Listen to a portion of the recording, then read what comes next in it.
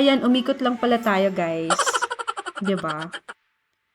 And kung natatandaan nyo yung una kong vlog, na-feature ko tong mga pagong na to, mga turtle dito. Parang mga 2 hours or more na yung...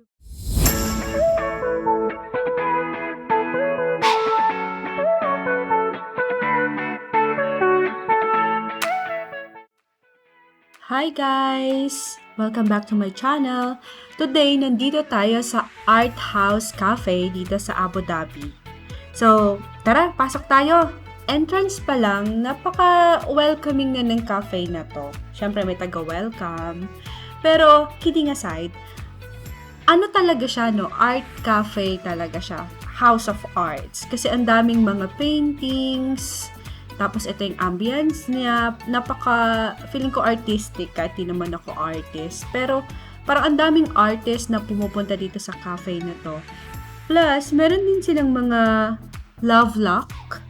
Mga ganito parang sa Paris, sa Korea, di ba may mga ganyan sila.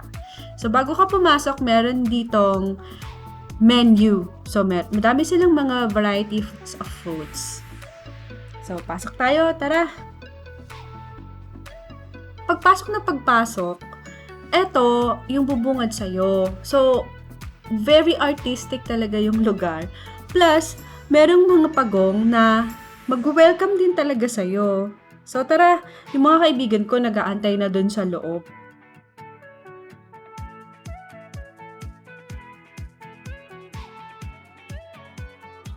Meron sila ditong smoking area na pwede mo ding upuan or tambayan kung yun, gusto mo din siyang ma-experience na may cigarette session ka. Tapos meron din silang section dito o side na parang garden siyang ganito. Tapos may mga halaman. And then dito sa side, madami pa rin nakasabit na mga arts. Ito siguro yung mga ginawa ng mga nagpunta na dito or kung sino man yung may mga gawa nito tapos gusto mo mag-toilet, nandyan na rin.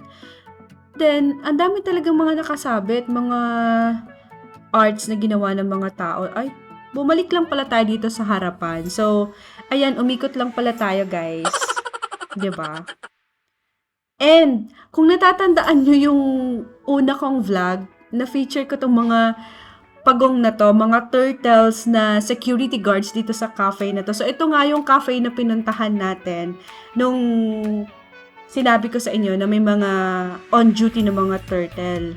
Sila yung mga security guards. Parang, tignan mo, parang tinatanong niya ako kung may reservation po ba kayo? Kung wala, kailangan mo magpa-reserve, parang ganun.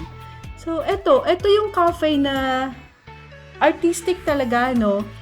2013 pa daw to nag-open, pero parang first time ko talagang pumunta dito. Hindi ko talaga alam na may ganitong cafe.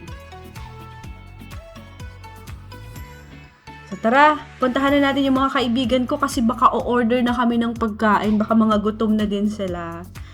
So, dito kami sa side na to uupo para kumain ng breakfast. So, let's see. Ito nga yung menu ng Art House Cafe, 'di ba? Pati yung menu nila, napaka-artistic. So, ayan, may breakfast.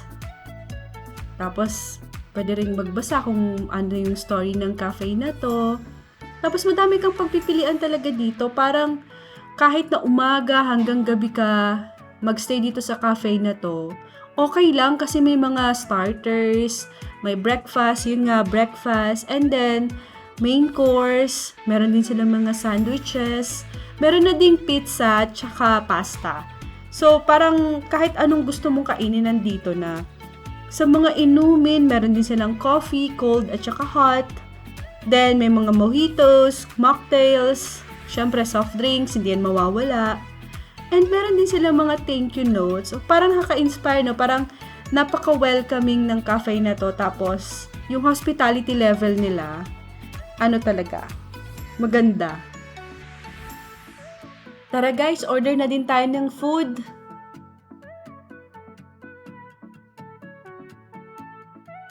Tapos habang nag-aantay ka ng pagkain mo, pwede ka ring mag-paint pala. So, sa halagang 27 dirhams per plate, pwede ka nang maging artist. So, kain muna tayo. Medyo gutom na ako.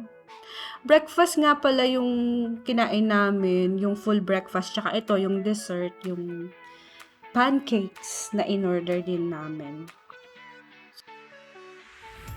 So, pagkatapos kumain, madami ding pwedeng gawin dito sa cafe na to. Hindi nga namin namamalayan yung oras. Medyo nagtatagal na pala kami dito. Parang mga 2 hours or more na yung lumilipas. So, ito nga yung mga ginawa pa namin after kumain.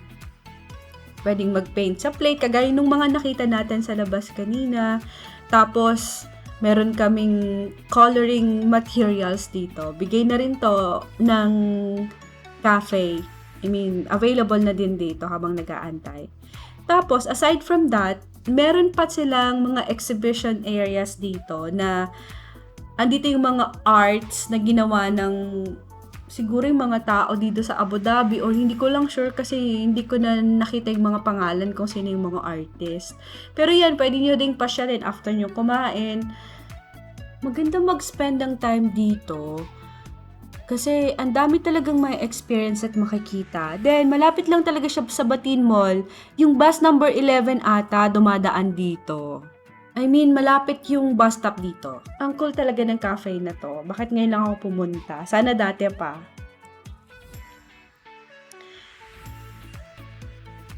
So, ayan. Dito naman sa labas, ito yung kabilang side nung cafe. Paglabas mo, medyo mainit lang ng konti pero it's okay. Kasi may mga puno naman siya, may mga shades. Yan.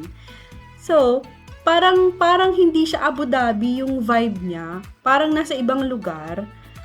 Pero, yun. Ito yung cafe na yun na I would recommend talaga. Na pwede nyo ding puntahan. Malapit lang to sa Batin Mall, guys. So, kung may time kayo, pwede nyong pasyalan. So, thank you for watching po. Hanggang sa muli. Good day!